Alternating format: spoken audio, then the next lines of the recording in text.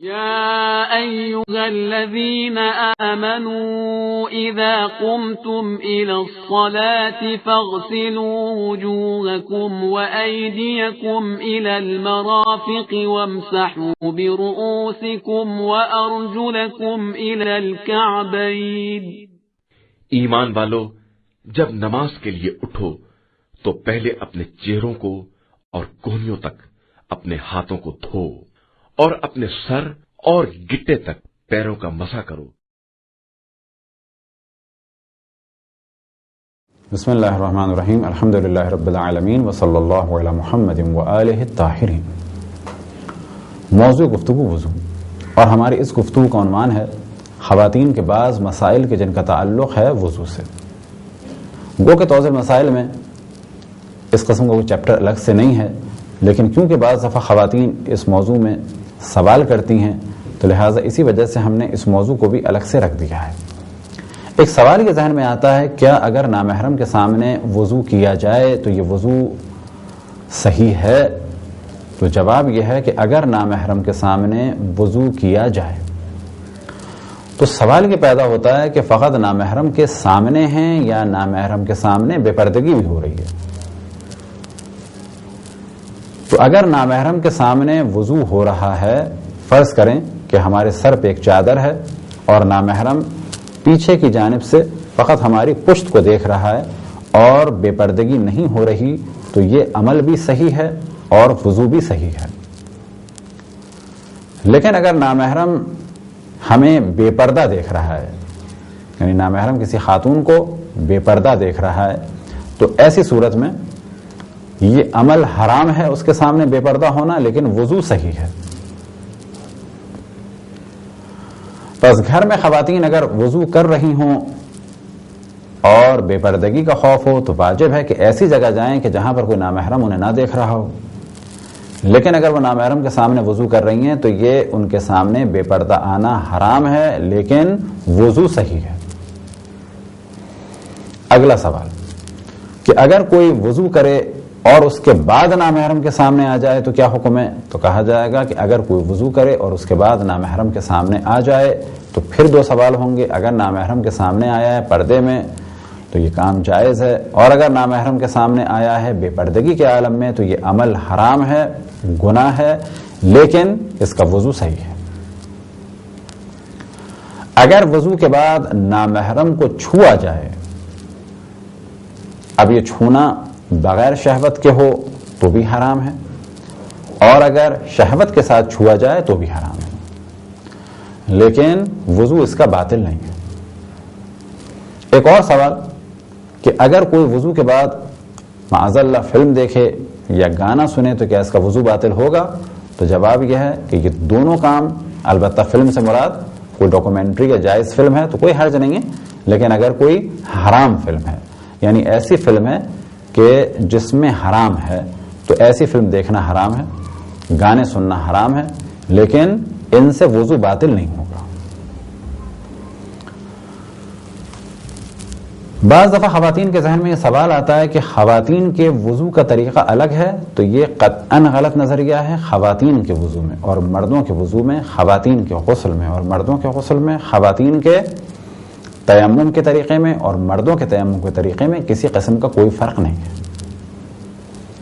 بعض دفعہ خواتین کہتی ہیں کہ ہم نے سنا ہے کہ خواتین پر ہاتھ دھونے کے لیے واجب ہے کہ اندر کی جانب پانی ڈالیں، تو اس جانب ہم پہلے توجہ دلا چکے ہیں کہ مردوں کے لیے مستحب ہے کہ پہلی دفعہ پانی ڈالیں تو یہاں ڈالیں کونی پر، اور دوسری دفعہ پانی ڈالیں تو اندر کی جانب ڈالیں. خواتین کے لیے مستحب ہے کہ پہلی دفعہ پانی اندر کی جانب ڈالیں اور دوسری دفعہ پانی کوہنی پر ڈالیں. یہ عمل مستحب ہے، واجب نہیں ہے. لہذا اگر مرد ہاتھ دھونا چاہیں اور اس کام کو انجام نہ دیں تو ان کا وضو بھی صحیح ہے، اور خواتین اگر ہاتھ دھونا چاہیں اور اس استحباب کو انجام نہ دیں، اس کام کو انجام نہ دیں، تو ان کا وضو بھی صحیح ہے. ایک سوال کہ جس کی جانب بہت زیادہ توجہ رہنی چاہیے وہ یہ کہ اگر ہاتھوں میں نیل پالش ہے تو بلا شک وضو نہیں ہو سکتا. اسی طریقے سے اگر ہاتھ یا پاؤں میں نیل پالش ہے یا کوئی چیز ایسی ہے جو پانی نہیں پہنچنے دے رہی تو غسل بھی نہیں ہو سکتا.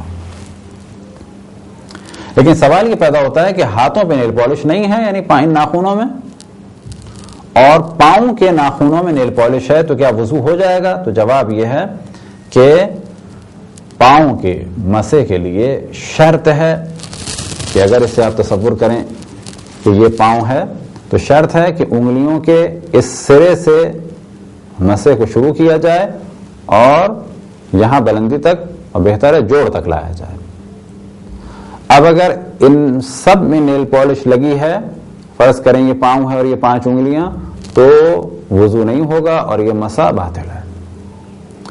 لیکن اگر یہ تصور کریں کہ 5 انگلیاں ہیں پاؤں کی اور ان میں سے کسی ایک انگلی پہ نیل پالش نہ لگائی جائے اور پھر ہاتھ پھیرتے وقت اس طرح سے ہاتھ پھیرا جائے کہ یہاں سے ابتدا ہو کے ایک ایسے ناخن سے مسح شروع ہو کہ جس پر نیل پالش نہیں ہے، تو اب اگر یہاں سے یہ ہوا اور یہاں تک اس طرح سے مسح ہو گیا تو صحیح ہے، کس بنیاد پہ صحیح ہے؟ کیونکہ شروع ہوا پاؤں کی ابتدا سے مسح اور ایک ایسی انگلی پر بھی مسح ہوا کہ جس پہ نیل پالش نہیں تھی، تو اس صورت میں تو نیل پالش لگانا جائز ہے، البتہ کب؟ کہ جب غسل جنابت یا واجب غسلوں کو انجام دیتے وقت یہ نیل پالش یا کسی قسم کی رکاوٹ نہ ہو۔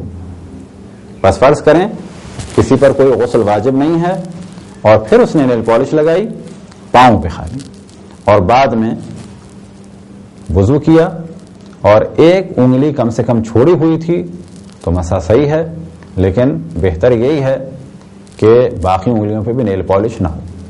اب بعض دفعہ سوال یہ کیا جاتا ہے کہ خواتین نیل پالش کا استعمال نہ کریں، حرام ہے۔ کچھ لوگ بڑے آرام سے کہہ دیتے ہیں کہ حرام ہے۔ نہیں، حرام نہیں ہے، البتہ یہ نیل پالش حرام کب ہو جائے گی؟ کہ جب اس کی وجہ سے جان بوجھ کے نمازیں قضا ہوں۔ نمازیں کب قضا ہوں گی؟ جب وضو صحیح نہیں ہوگا۔ نمازیں کب قضا ہوں گی؟ جب غسل صحیح نہیں ہوگا۔ لیکن اگر ایک خاتون فرض کریں کہ وہ اپنی نجاست کے ایام میں ہیں، پاؤں میں اور ہاتھوں پر نیل پالش لگائیں، تو اس وقت ان پہ کچھ واجب نہیں ہے۔ پھر جب غسل انجام دینا چاہیں تو اس سے پہلے تھنر کے ذریعے سے یا جو بھی نیل پالش ریموور ہو اس کے ذریعے سے ہاتھوں اور پاؤں کے ناخنوں پہ سے اس نیل پالش کو ہٹا دیں اور اس کے بعد غسل کر لیں، تو ابھی غسل صحیح ہے۔ غسل کے بعد وضو کریں، وضو بھی صحیح ہے۔ اسی طریقے سے ایک سوال یہ ہوتا ہے کہ اگر ہم وضو کر لیں اس کے بعد نیل پالش لگا لیں تو کیا جائز ہے؟ بالکل جائز ہے۔ بعد میں نماز پڑھ لیں، پھر اس کے بعد تقریب میں چلے جائیں، تقریب میں سے آنے کے بعد اگلی نماز سے پہلے، یعنی اس کو انجام دینے کا جو بھی وقت ہو آخری، اس سے پہلے لازم ہے کہ اس نیل پالش کو چھڑایا جائے۔ یعنی اگر غسل انجام دینا ہے تو بلا شک ہاتھوں اور پاؤں دونوں کے ناخنوں سے اس نیل پالش کو چھڑایا جائے، اور اگر وضو انجام دینا ہے تو دونوں ہاتھ سے نیل پالش کو یعنی ناخنوں سے چھڑایا جائے، اور اسی طریقے سے کم ایک پاؤں کے ناخن سے نیل پالش کو چھڑایا جائے۔ یہی سوال بعض دفعہ آتا ہے اور کچھ لوگ پریشان ہوتے ہیں دلہن بنانے کے لیے جو پرابلمز ہوتے ہیں تو اس میں کیا کریں؟ تو ایک پرابلم یہ آتا ہے کہ جی دلہن عام طور پہ بنائی جاتی ہے مغرب سے پہلے، ان کا کام شروع ہوتا ہے اور مغرب کے بعد تک وہ فائنل ہوتا ہے، اور اس وقت ہم وضو کرائیں تو پورا میک اپ ختم ہو جائے گا۔ تو پہلی چیز یاد رکھیں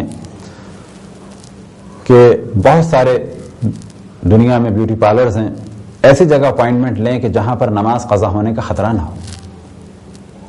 لہذا اگر نماز کسی علاقے میں ہو رہی ہے شام کے 7 بجے، وقت ہے مغرب کی نماز کا، اور اپائنٹمنٹ ہے آپ کا 6 بجے سے، تو آپ کے لیے قطعاً جائز تھا کہ آپ پہلے وضو کریں اور اس کے بعد وہ کام ہوتے رہیں کہ جو 6 بجے شروع ہو گئے، اس کے بعد جب 7 بجے اور مغرب کا وقت ہو گیا ہے تو آپ نماز پڑھیں پہلے، اور نماز کے بعد باقی کام انجام دیں۔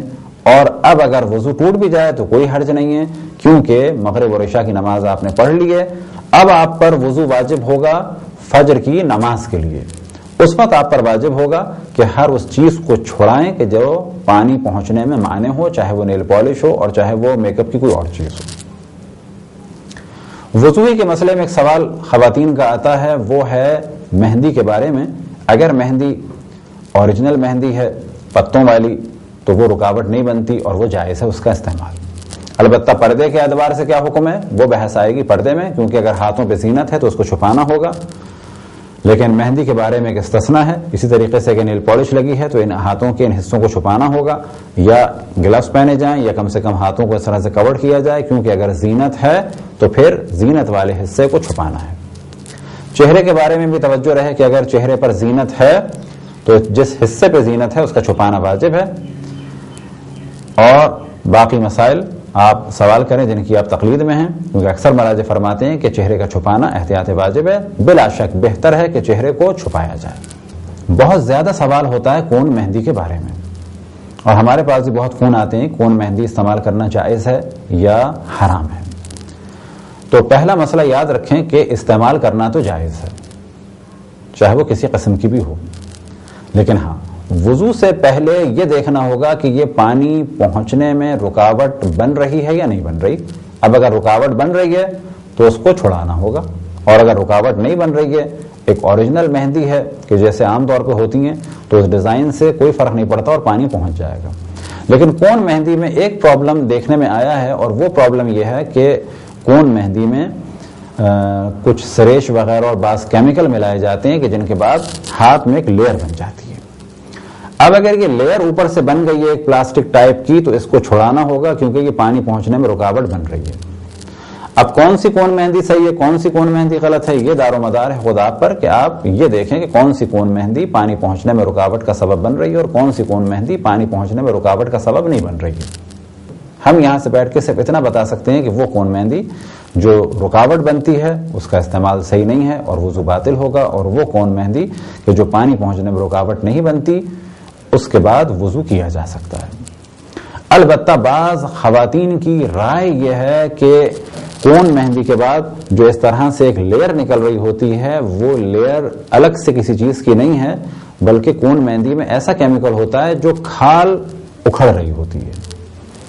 اب یہاں پر خود ایک نیا سوال اٹھے گا، اور اس کا بھی دار و مدار آپ ہی پر ہے کہ آپ کو یقین ہونا چاہیے کہ یہ اوپر سے لیئر ہے سریش وغیرہ کی تو اس کا مطلب ہے پانی نہیں پہنچ رہا، اور اگر یہ کھال اکھڑ رہی ہے تو اس کا مطلب ہے کہ پانی پہنچ رہا تھا۔ ایک ایسا کیمیکل ہے جو کھال اکھڑ رہی ہے، بس کھال اکھاڑنا واجب نہیں۔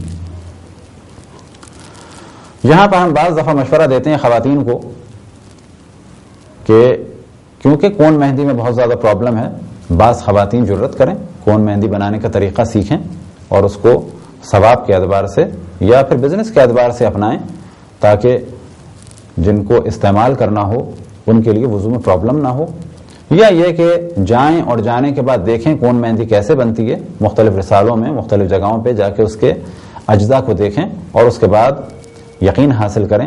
البتہ اگر کون مہندی کسی نے لگا بھی لی تو اس کو چھڑانا اتنا مشکل کام نہیں ہے، تھوڑا سا تھنر یا اس قسم کی بعض چیزوں سے اگر اس کو رب کیا جائے تو وہ چھوٹ بھی سکتی ہے۔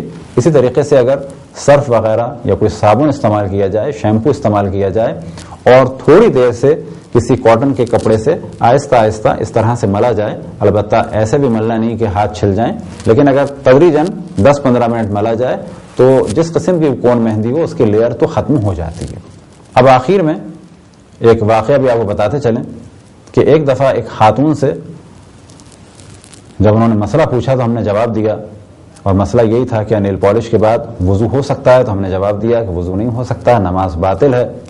تو بعد میں انہوں نے جواب دیا کہ اللہ مالک اللہ رحمان و رحیم ہے، اور یہ کہہ کے وہ اسی عالم میں انہوں نے باقی نمازیں بھی پڑھی۔ تو اس ذہن توجہ رہے کہ اللہ سبحانہ و تعالی بلا شک رحمان ہے، لیکن جب تک امکان ہے اس وقت تک احکام پر عمل کرنا ہے، اور اگر امکان نہ ہو تو بلا شک اللہ رحمان و رحیم ہے اور معاف کر دے گا۔ لیکن جان بوجھ کے اللہ سبحانہ و تعالی کے حکم کو زیر پا لایا جائے، اسے روندا جائے تو یہ قطعاً گناہ ہے، اور تدریجاً انسان کا دل سخت ہوتا چلا جائے گا۔ لہذا ہم خواتین سے عام طور پہ لیکچرز میں کہتے ہیں کہ جب ایک نیل پالش کا کلر آپ کے سوٹ کے مطابق نہ ہو تو آپ جب اس نیل پالش کو چھڑانے کے لیے جا بھی سکتی ہیں اور کسی کو بھیج بھی سکتی ہیں اور زحمت بھی اٹھا سکتی ہیں فقط میچنگ کے لیے اس نیل پالش کو چھڑانے کے لیے اور تھنر منگانے کے لیے سب کچھ کر سکتی ہیں، تو اگر نماز قضا ہو رہی ہو تو اللہ سبحانہ و تعالیٰ کے حکم پر عمل کرنے کے لیے بھی اب بھی کسی کو بھیجا جا سکتا ہے، اور آپ بھی جا سکتی ہیں، اور پیسہ بھی خرچ ہو سکتا ہے تھنر یا نیل پالش ریموور کے لیے۔ خداوند تبارک و تعالیٰ سے دعا ہے کہ ہم سب کو تعلیمات قرآن اور تعلیمات محمد وآل محمد پہ چلنے کی توفیق عطا فرمائے۔ وصلی اللہ علی محمد وآلہ الطاہرین۔